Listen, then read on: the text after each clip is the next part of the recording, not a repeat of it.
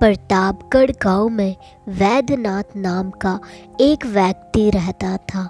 वह किसानी करता और काफ़ी गुणी था, मगर अपने भाइयों के निकम्मेपन से वह बहुत परेशान था। वैद्यनाथ के पास खेत कम होने के कारण वह गांव के ठाकुर के खेत लेकर खेत जोता करता था।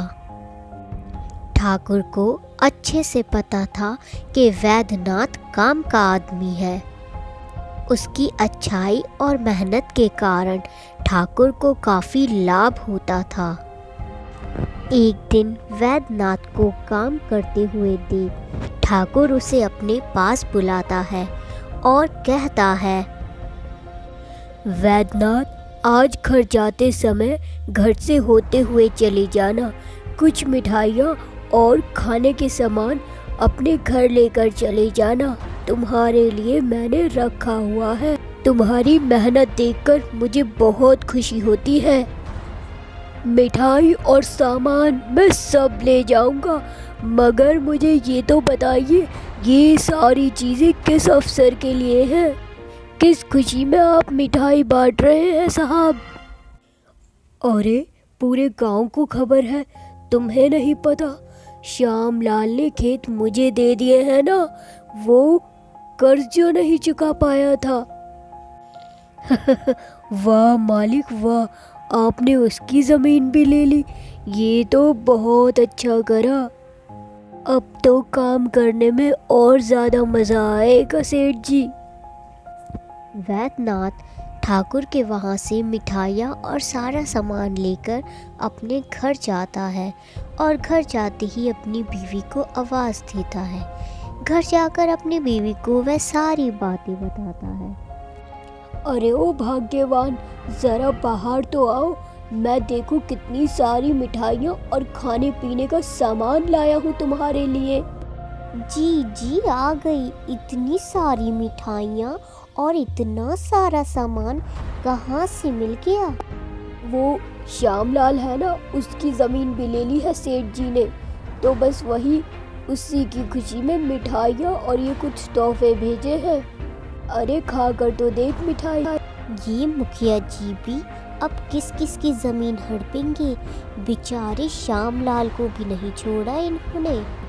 अगले दिन वैद्यनाथ खेत पर पहुंचता है और देखता है, आज अभी तक सेठ जी नहीं आए खेतों पर और ये सारे के सारे हल भी नहीं दिखाई दे रहे।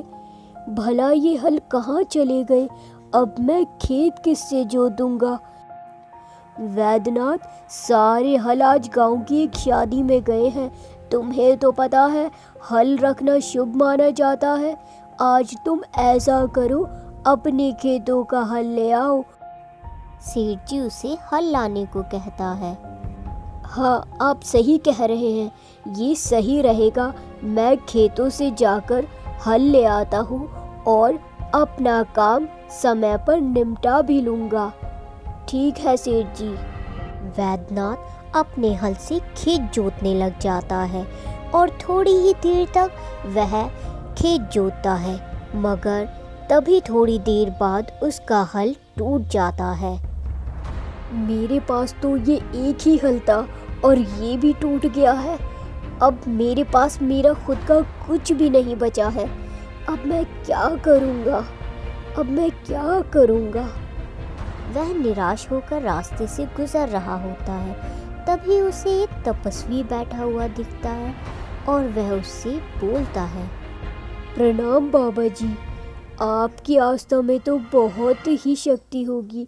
मेरा हल टूट गया है और मेरे पास कोई चारा भी नहीं है।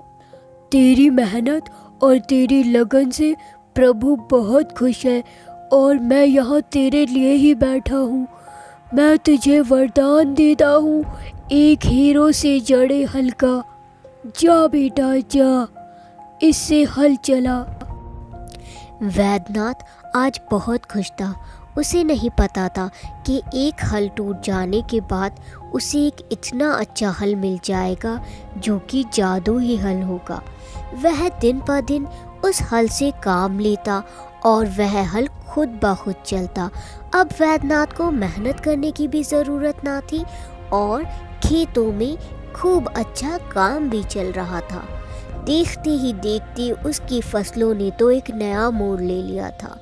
खूब अच्छी फसल उगती और वैद्यनाथ उसे शहर में बेचता।